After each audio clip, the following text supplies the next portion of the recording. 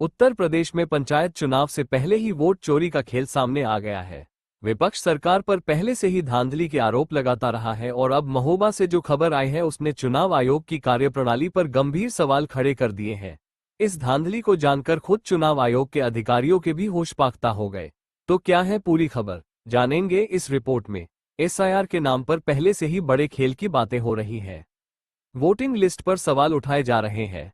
कभी भी कांग्रेस सांसद राहुल गांधी की तरफ से वोटिंग लिस्ट को लेकर हाइड्रोजन बम फोड़ा जा सकता है, तो वहीं वोटिंग लिस्ट को लेकर धांधली की भी बड़ी खबर सामने आई है।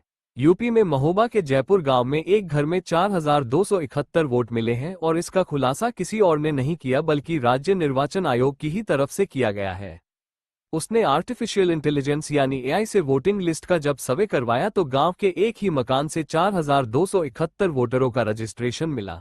हैरानी की बात यह है कि यह मकान सिर्फ 3 कमरों का है और मकान मालिक को खुद नहीं पता कि इतने सारे वोट उसके पते पर कैसे दर्ज हो गए। जिस पंचायत में ये धांधली सामने आई है उसमें वोटर की संख्या 16,000 है, यानी 25% से ज्यादा वोट एक ही मकान में, और वह भी फर्जी तरीके से जोड़े गए, जो किसी भी प्रत्याशी की जीत सुनिश्चित करने के लिए काफी थे। ऐसे में सवाल यह उठ रहे हैं कि क्या चुनाव आयोग इतनी बड़ी गड़बड़ी से अनजान था या फिर जानबूझकर इस पर आंखें मूंद रहा था।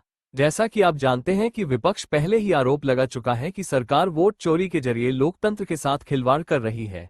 इस बीच यूपी में पंचायत चुनाव से पहले सामने आए इस फर्जीवाड़े ने विपक्ष के आरोपों को और मजबूती दे दी। चुनाव आयोग भले ही अब इन वोटों को रद्द करने की प्रक्रिया शुरू कर रहा हो, लेकिन असली सवाल यही है कि आखिर ऐसी धांधली होती कैसे है और जिम्मेदारी किसकी है।